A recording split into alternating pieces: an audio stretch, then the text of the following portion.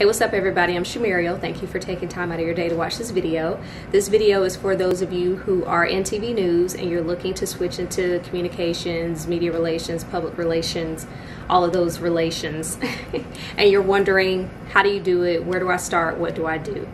I had those same questions when I was a reporter looking to break out to the dark side, as some of us call it. And I want to share with you the tips that I've learned along the way in hopes of helping some of you make the switch. You might also find this video helpful if you are looking to get a job in communications, media relations, public relations, again, all of the relations. If you're interested, keep watching, and thanks again.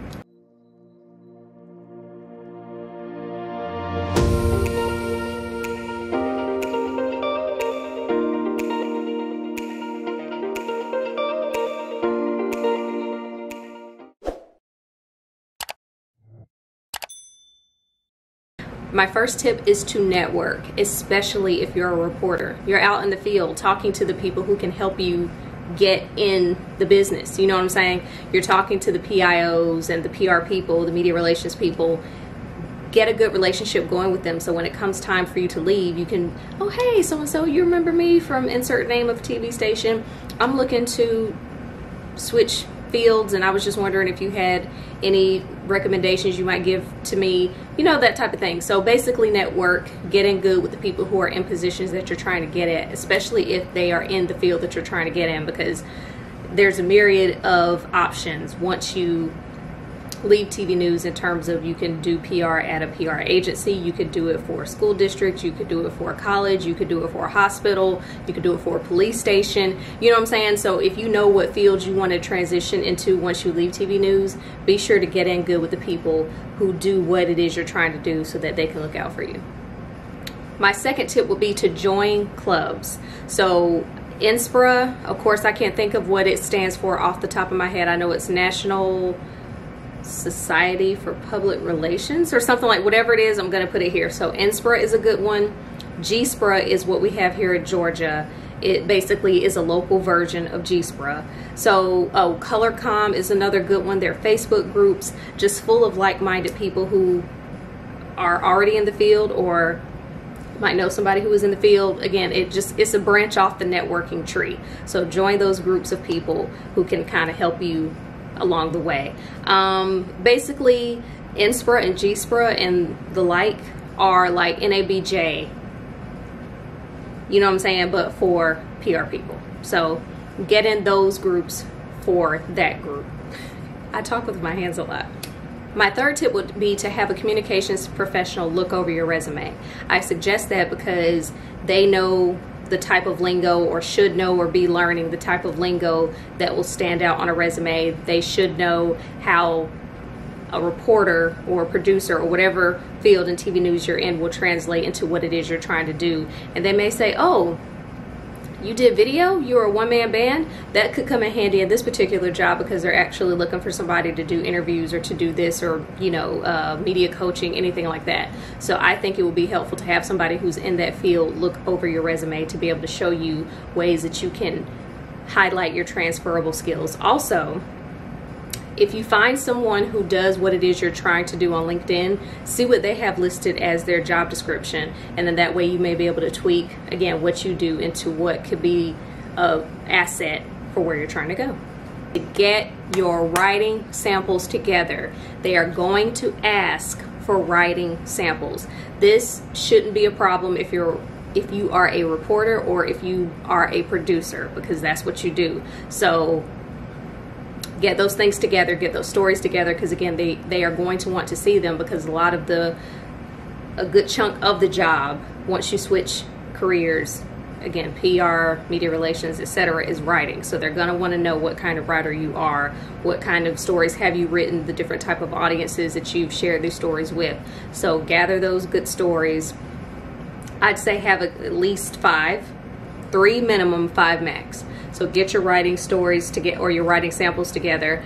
If you're not in TV news, maybe a blog post that you've written, a paper for school, something like that. But you're going to want to have samples for them to see, so that again they can see what type of writer you are. I cannot speak today.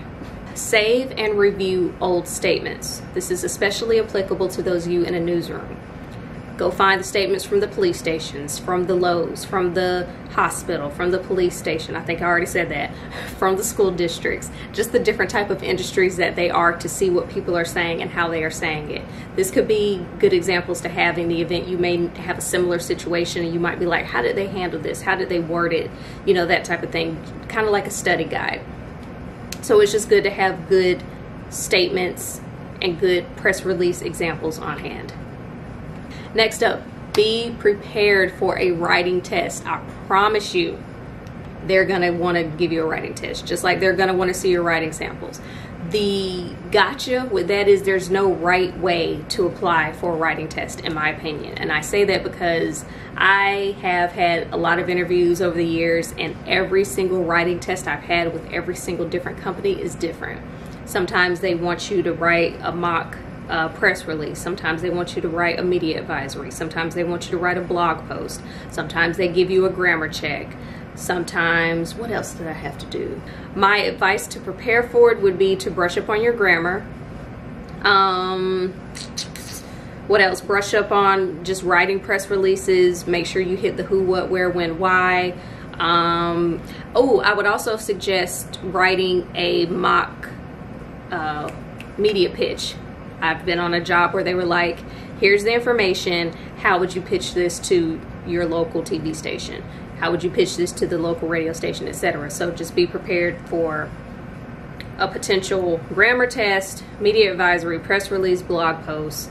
Sometimes they may even want a communications plan. That may not be something they want on the spot, but it could be, you know, as you move up in the business, they might be like, so what would your communications plan be for the opening of this grand thing that we've been building for the last 3 years? How would you lay it out? What media would you look out to? When would you start doing it? You know, map it out. So that's something else to be prepared for, is a communications plan.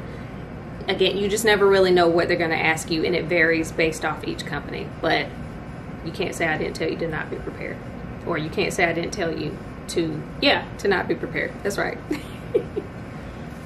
My next tip will be to save your emails, especially if you've developed a good reputation or at least been in constant contact with someone at the local radio station, that PIO that you always reach out to, that person from the PR company who emailed your TV station because they were trying to get you to come out and do something. You just never know who you may have to reach out to down the line. So if you do have to, you know, if the roles are reversed and you have to pitch them, it could be like, hey, so-and-so, do you remember me from blah, blah, blah? Yeah, okay, so I was wondering, you know, if you've helped them out in the past, maybe, you know, the roles are reversed and they can help you out with stuff. My next tip, I'm confused as to how many tips I do have. I would say get familiar with Associated Press style, aka AP style, and Chicago style. Those are different writing styles. I will not lie to you, I am not familiar at all with Chicago style. That kind of seemed to be something, I'm not going to say it's new, but it's not as old as AP, and I've just never had to learn how to do it, but I might want to I might want to look into that. I'm looking up, I had some more tips in my phone. My last final few tips, be persistent. It's going to take a while, or maybe it won't for you. Sometimes things happen sooner for other people. It can be frustrating to watch, but just be persistent. If it took you a while to get into TV news, just know that it can also be that same type of rat race trying to make that transition, because a lot of times people are like, oh, you know, it's kind of that thing in TV news, at least this is what I experienced. People didn't want to hire you because you weren't experienced, but you're like, how do I get experience if you won't give me a chance to get experience? So just be patient and be persistent. Eventually you'll get your break. I would also advise you to find your squad, find your people, your mentors, the people who are going to hold you accountable, motivate you, inspire you, potentially share other jobs that they know of with you. And also the people that you can go to in the event that there's something that you're not familiar with and you don't know what to do, and you know you've Googled, but you want to, you know, get someone who's in it, and it's like, oh, hey, I gotta do this presentation and I don't know what I should do. I don't know if there's a template for it or whatever, and they're like, I got you. So you want to make sure you have those people who are there to support you, your support system, basically. So those are all the tips that I have. I think Again, if you're someone who's looking to make that switch out of TV news, you could potentially find these things to be helpful. If there is anything else that you want to know about making the switch, feel free to leave a comment below. And I hope this helps some of you, and good luck on leaving the business. Until my next video, I'll see you later. Bye.